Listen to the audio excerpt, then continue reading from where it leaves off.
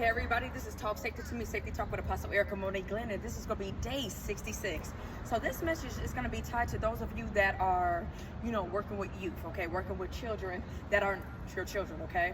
And I got some tips because a lot of you miss, how can I put it? You miss the clues, the signs as to what not to do with a child that's not yours.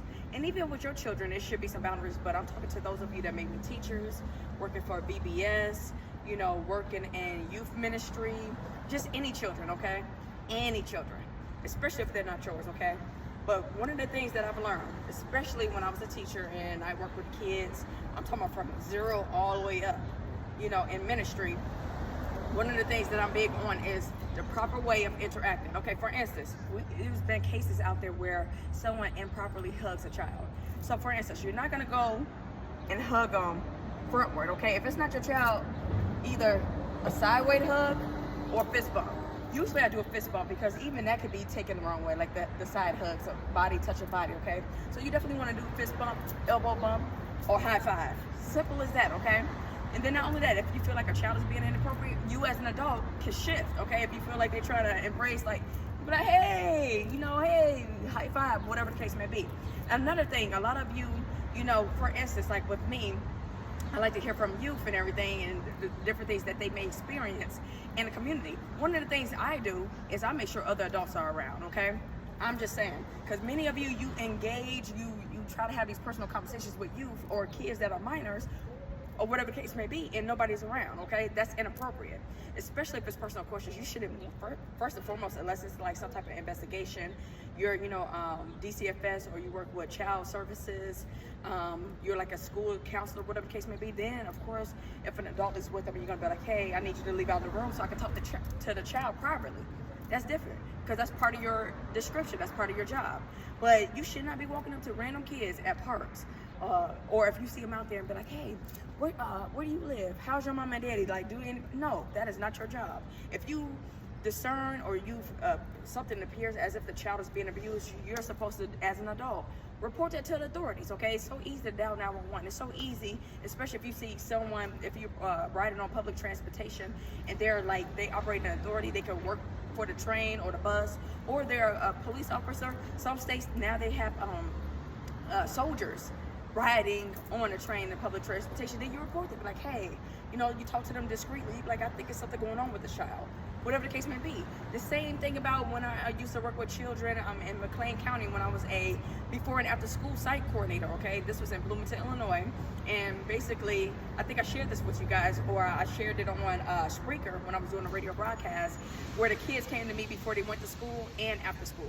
So I was something like a school age daycare, you want to say. So they gave me a station at the school, so parents who had to be at work like at 7 a.m. were able to drop their children off to me early in the morning. The kids would stay with me before they went upstairs to their classroom.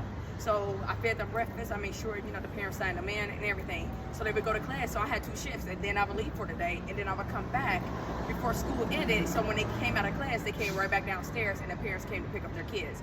But one of the things about it, I was mandated to report anything that I suspected could have been abusive to a child.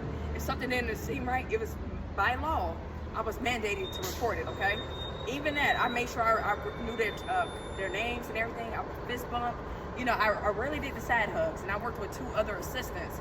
And that's just one of the things that we learned in training. But some of you, for instance, I know there's cases out there where I think one teacher, he got his job back, but he was fired. I know a lot of you teachers are now allowing the kids to come and like help you with your hair, do little fun things like that, take your hair down, play in your hair and all that. It's a borderline, okay? It's a thin line between boundaries, what's okay and what's not okay. Just because this child and their parents were okay with it, because most kids, probably go home and be like, hey, I helped my teacher take down their hair or whatever the case may be, and the parent be like, oh, that's cool. But then the next teacher be like, that's inappropriate. That's a little bit too personal. And then not only that, this teacher, if I'm not mistaken, most of these teachers, they upload these videos on social media. So this is a minor, okay, meaning they're not 18 years old, that you're uploading to social media without their parents' consent. Y'all see what I'm talking about? It's a thin line, like you're crossing boundaries, and now, he went through a lot of legal issues. Like, other teachers weren't fired, but he was fired. The principal didn't they like, hey, we gotta let him go, and I think the child's parent had something to say. A lot of people, people in the communities, people on social media, a lot of people were raising hell, like, hey, why did he get fired? But the other teachers that uploaded these videos throughout the years, they didn't get fired. Eventually, he got his job back, but I'm pretty sure he learned a valuable lesson. A lot of this stuff could be prevented. I get it, just because you may be okay with it, but this is, how can I put it? I'm just gonna put it like this. So many of you treat your business or you treat work like it's a personal life, okay? Those children, if you work with kids, they are not your family.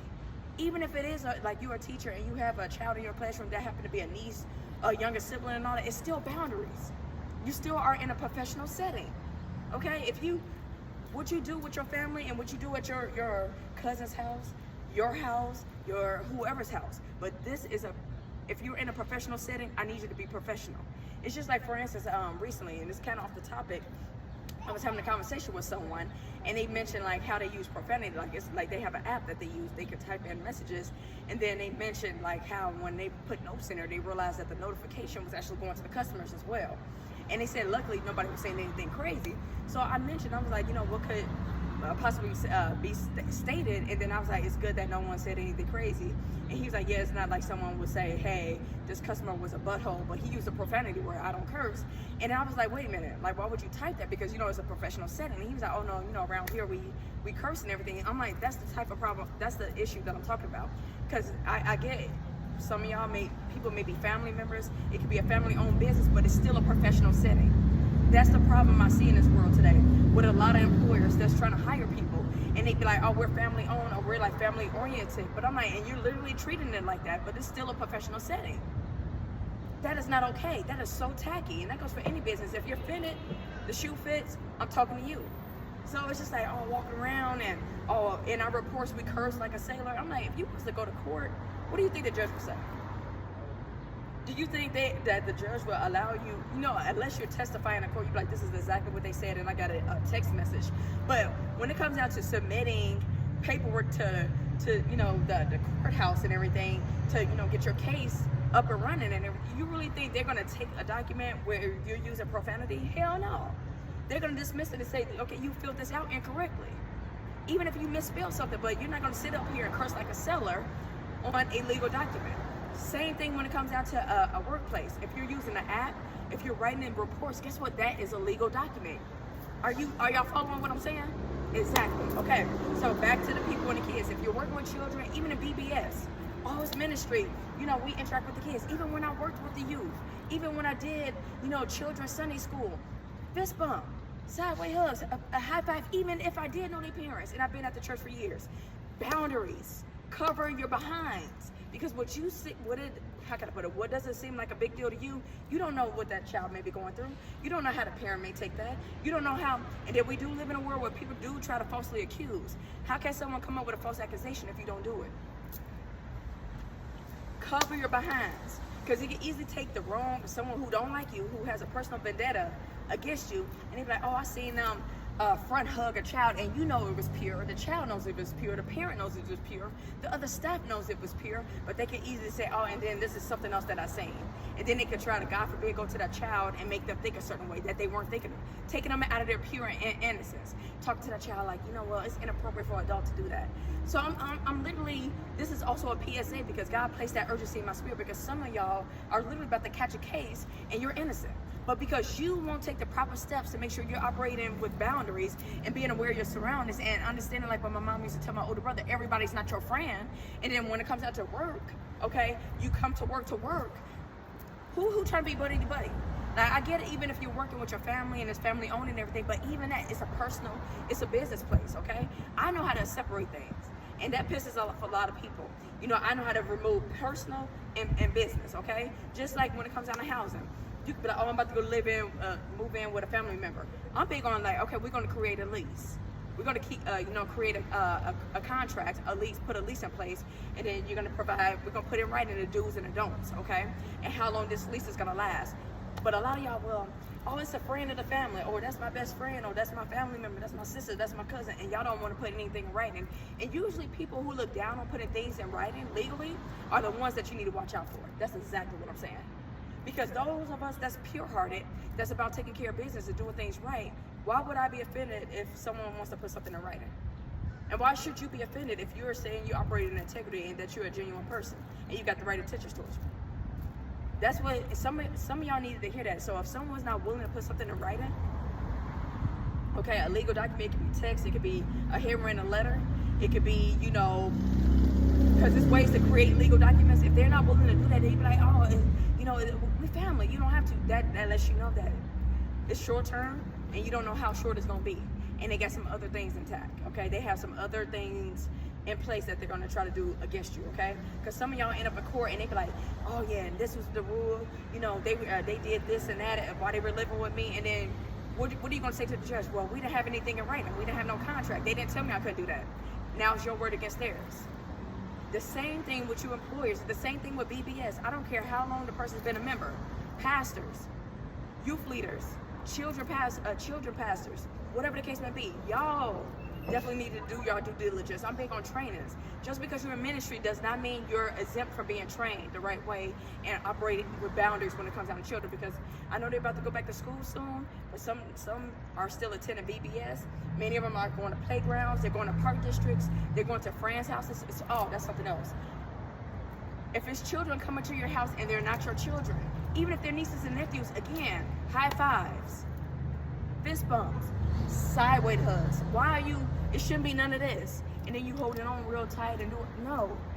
I'm not telling you to be paranoid, but I'm telling you, cover your behinds. Because there's so many families that's going through stuff too, and they're finding out family members, unfortunately, was funneling a family member. Cover your behinds, man. Stop the games. And the same thing goes to adults, like men and women.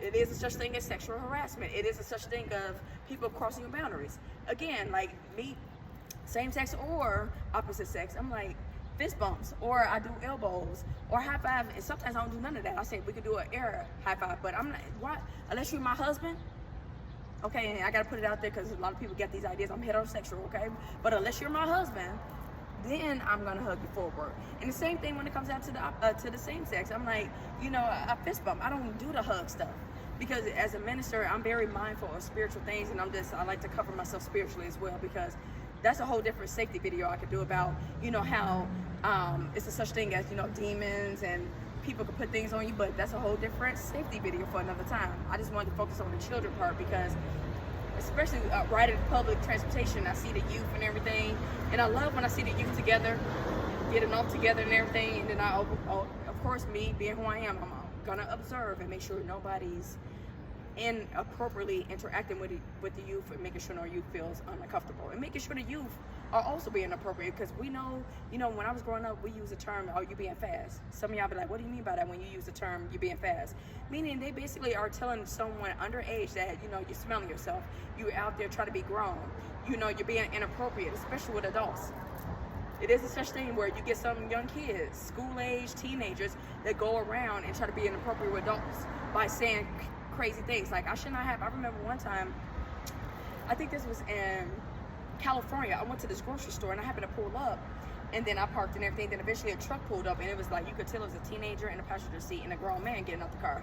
And the grown man was getting out, and then the young boy happened to look over at my car, and he was with a male, and he like winked, and I'm like, I knew he was underage. I'm like, what the hell? I'm like, that's what I'm talking about. So it's not always an adult, but I'm like, as an adult, you shut it down. I turned away with the quickness and kept it moving.